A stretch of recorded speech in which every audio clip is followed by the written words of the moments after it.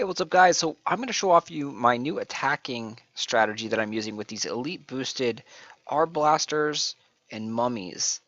It utilizes a different spell combination. We have transferred out the shield spell and put in the stun spell.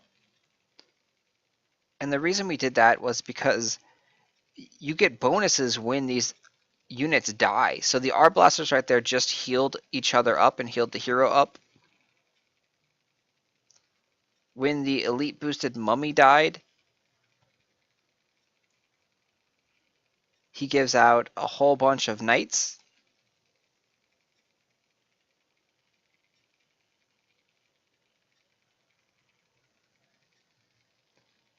So you'll see the hearts right there. So that he just died. I just get the healing effect from the Arblaster.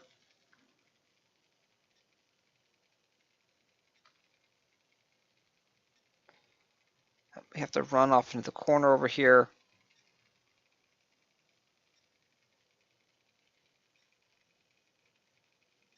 So we'll come back and get that healing effect.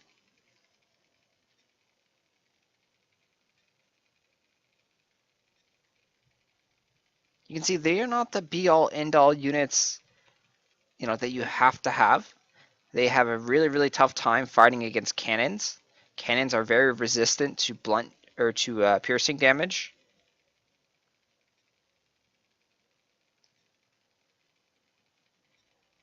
So we've had a lot of trouble with them. They've been stuck in that choke point.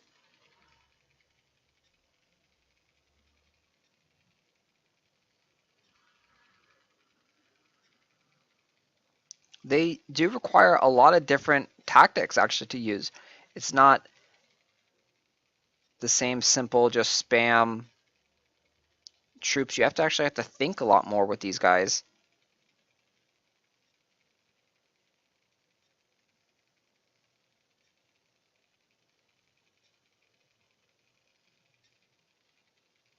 So we're not going to win this fight. He has a really, really nice defensive wave combination there. Tons of elite boosted cannons, archers, mortars, a lot of great units there.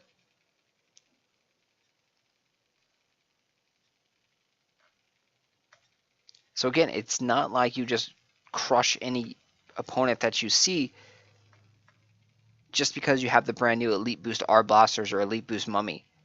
You still have to play to their strengths and weaknesses. You don't want to go up against a base that has a lot of elite boosted cannons. So like this base right here, you probably don't want to fight. He's got tons of elite boosted cannons.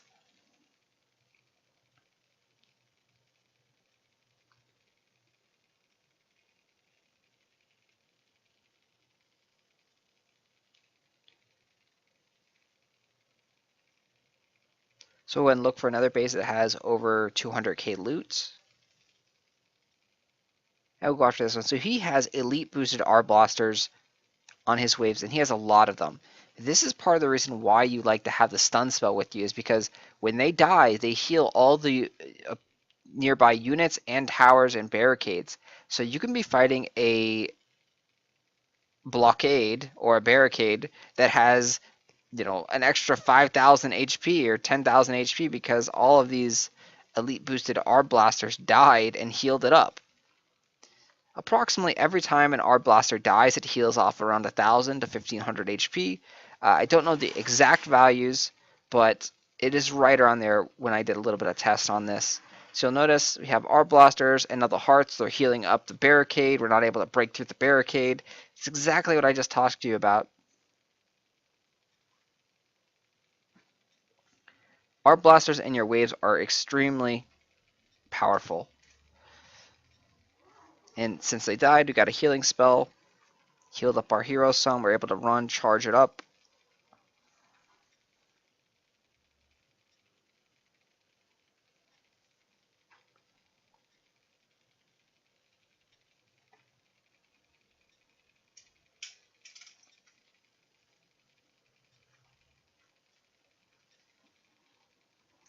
They are also very, very expensive. Both of these units are very expensive to use morale point wise. The Mummy, as you can see, is 14. We can't even summon. The Arblasters do cost 4.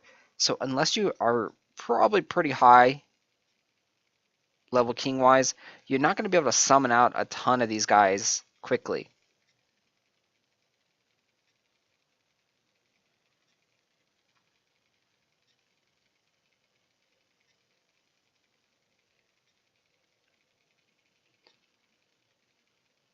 The mummies do appear to stun a lot more frequently with their elite boost.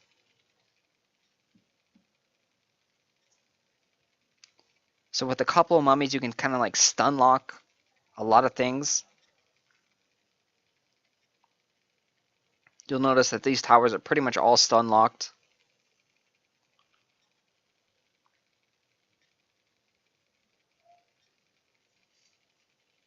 And then when you combo that with the fact that you have a stun spell with you, you can pretty much definitely stun lock towers and troops.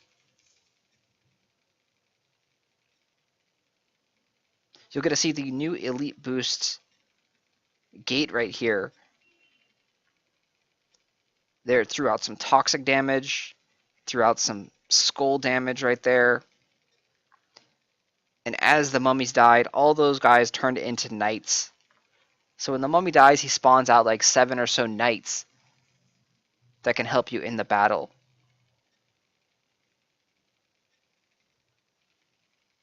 So we're going to do one more raid here.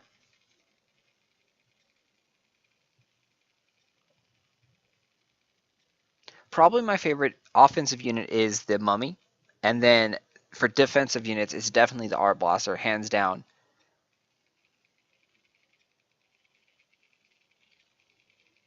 That's decent. We'll go after this one. Everything's elite boosted, so this should be a really, really tough fight here. We're going to try and just stun lock all the things that we can with the mummies.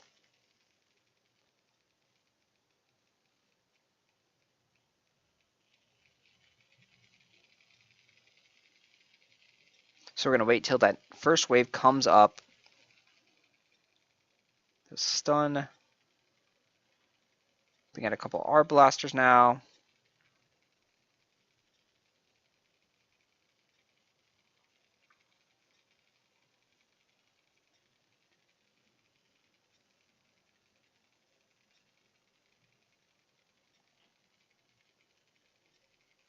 And you see that snake tower just hasn't been dying. That's in part thanks to the weak damage that the arblasters do to towers, and also the fact that the arblasters on defense are healing it up.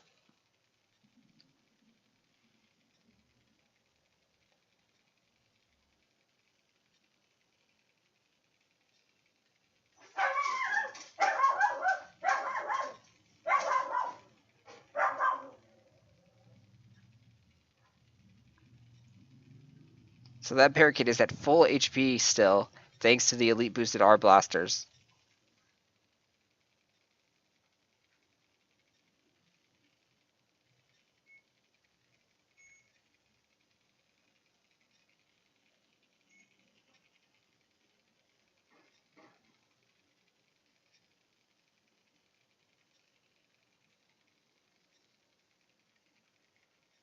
So you got a lot going on here.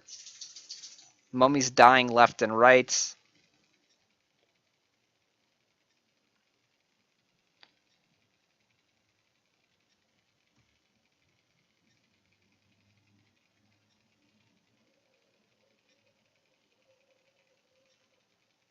Got to run away from the arblasters.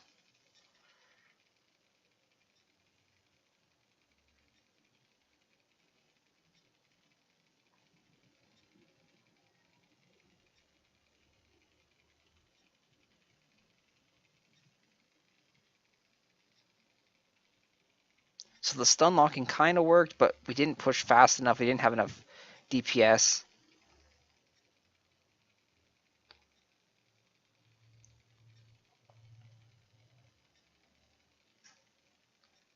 So again, it comes down to the fact that these are not the absolute best units in the game. They take a lot of different tactics to use.